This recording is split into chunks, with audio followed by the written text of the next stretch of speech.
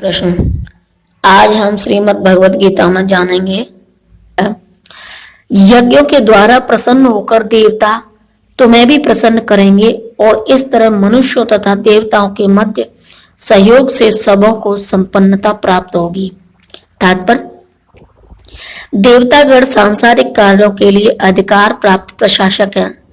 प्रत्येक जीव द्वारा शरीर धारण करने के लिए आवश्यक वायु, प्रकाश, जल तथा अन्य सारे वर उन देवताओं के अधिकार में हैं जो भगवान के शरीर के विभिन्न भागों में असंख्य सहायक के रूप में स्थित हैं।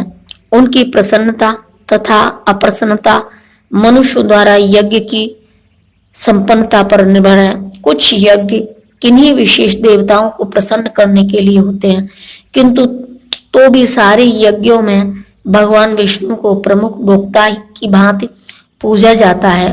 भगवत गीता में यह भी कहा गया है कि भगवान कृष्ण स्वयं सभी प्रकार के यज्ञों के भोक्ता हैं। अतः समस्त यज्ञों का मुख्य प्रयोजन यज्ञपति को प्रसन्न करना है।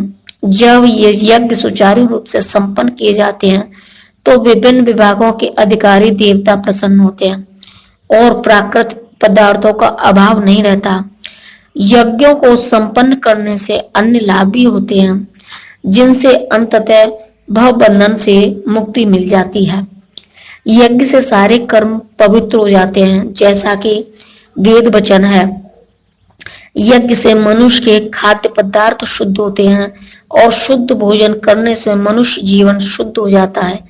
जीवन शुद्ध होने से स्मृति के सूक्ष्म तंतु शुद्ध हो जाते हैं और स्मृति तंतुओं के शुद्ध होने पर मनुष्य मुक्ति मार्ग का चिंतन कर सकता है और ये सब मिलकर कृष्ण भावनामृत तक पहुंचाते हैं, जो आज के समाज के लिए सर्वाधिक आवश्यक है। यज्ञों को संपन्न करने से अन्य लाभ भी होते हैं। ये एक बार पुनः सुना जाए। यज्ञों को संपन्न करने से अन्य लाभ भी होते हैं, जिनसे अंततः भव बंधन से मुक्ति मिल जाती है। यज्ञ से सारे कर्म पवित्र हो जाते हैं, जैसा कि वेद वचन है। यज्ञ से मनुष्य के खाद्य पदार्थ शुद्ध होते हैं और शुद्ध भोजन करने से मनुष्य जीवन शुद्ध हो जाता है। जीवन शुद्ध होने से स्मृति के सूक्ष्म तंतु शुद्ध होते हैं और स्मृति तंतुओं के शुद्ध होने पर मनुष्य मुक्ति मार्ग का चिंतन कर सकता है और ये सब मिलकर कृष्ण भावना अमृत तक, यानी कि कृष्ण भावना अमृत तक पहुंचते हैं, जो आज के समाज के लिए सर्वाधिक आवश्यक है। जीवन की विभिन्न आवश्यकताओं की पूर्ति करने वाले विभिन्न देवता यज्ञ संपन्न होने पर प्रसन्न होकर तुम्हारी सारी आवश्यकताओं की पूर्ति करेंगे, किंतु जो इन उपहारों को देवताओं को अर्पित किए बिना भोगता है वह निश्चित रूप से चोर है। तात्पर्य, देवतागण भगवान विष्णु द्वारा भोग सामग्री प्रदान करने के लिए अधिकृत किए गए हैं। अतः नियत यज्ञों द्वारा उन्हें अवश्य संतुष्ट करना चाहिए। वेदों में विभिन्न देवताओं के लिए भिन्न भिन्न प्रकार के यज्ञों की संस्तुति है, किंतु वे सब अंततः भगवान को ही अर्पित किए जाते हैं। किंतु जो यह नहीं समझ सकता कि भगवान क्या है, उसके लिए देवी यज्ञ का विधान है। अनुष्ठानकर्ता के भौतिक गुणों के अनुसार वेदों में विभिन्न प्रकार के यज्ञों का विधान है। विभिन्न देवताओं की पूजा भी उसी आधार पर अर्थात गुणों के अनुसार की जाती है। उदाहरणार्थ, मांसाहारियों को देवी काली की पूजा करने के लिए कहा जाता है, जो भौतिक प्रकृति की घोर रूपा है, और देवी के समक्ष पशु बलि का आदेश है। किंतु जो सतोड़ी है उनके लिए विष्णु की दिव्य पूजा बताई जाती है। अंततः समस्त यज्ञों का ध्येय उत्तरोत्तर दिव्य पद प्राप्त करना है। सामान्य व्यक्तियों के लिए कम से कम 5 यज्ञ आवश्यक हैं, जिन्हें पंच महायज्ञ कहते हैं। किंतु मनुष्य को यह जानना चाहिए कि जीवन की सारी आवश्यकताएं भगवान के देवता प्रतिनिधियों द्वारा ही पूरी की जाती हैं।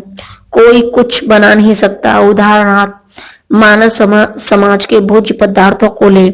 इन भोज्य पदार्थों में शाकाहारियों के लिए अन्न, फल, शाक, दूध, चीनी आदि हैं, तथा मांसाहारियों के लिए मांसादि जिनमें से कोई भी पदार्थ मनुष्य नहीं बना सकता।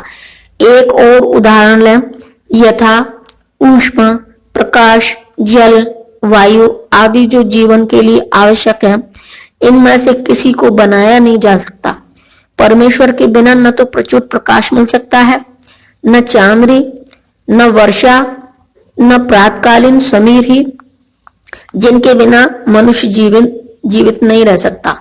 स्पष्ट है कि हमारा जीवन भगवान द्वारा प्रदत्त वस्तुओं पर आश्रित है, यहाँ तक कि हमें अपने उत्पादन उद्यमों के लिए अनेक कच्चे मालों की आवश्यकता होती है, यथा धातु, गंधक, पारद, मैग्नीज तथा अन्य अनेक आवश्यक वस्तुएं, जिनकी पूर्ति भगवान के प्रतिनिधि इस उद्देश्य से करते हैं कि हम उनका समुचित उपयोग करके आत्म साक्षात्कार के लिए अपने आप को स्वस्थ एवं पुष्ट बनाएं, जिससे जीवन का चरम लक्ष्य अर्थात भौतिक जीवन संघर्ष से मुक्ति प्राप्त हो सके। यज्ञ संपन्न करने से मानव जीवन का यह लक्ष्य प्राप्त हो जाता है, और यदि हम जीवन उद्देश्य को भूलकर भगवान के प्रतिनिधियों से अपनी इंद्रिय तृप्ति के लिए वस्तुएं लेते रहेंगे और इस संसार में अधिकाधिक फंसते जाएंगे, जो कि सृष्टि का उद्देश्य नहीं है, तो निश्चय ही हम चोर हैं, और इस तरह हम प्रकृति के नियमों द्वारा दंडित होंगे। चोरों का समाज कभी सुखी नहीं रह सकता, क्योंकि उनका कोई जीवन लक्ष्य नहीं होता। भौतिकतावादी चोरों का कभी कोई जीवन लक्ष्य नहीं होता, उन्हें तो केवल इंद्रिय तृप्ति की चिंता रहती है। वे नहीं जानते कि यज्ञ किस तरह किए जाते हैं, किंतु चैतन्य महाप्रभु ने यज्ञ संपन्न करने की सरलतम विधि का प्रवर्तन किया। यह है संकीर्तन यज्ञ, जो संसार के किसी भी व्यक्ति द्वारा जो कृष्ण भावना अमृत के सिद्धांतों को अंगीकार करता है, संपन्न किया जा सकता है। जय श्री कृष्ण।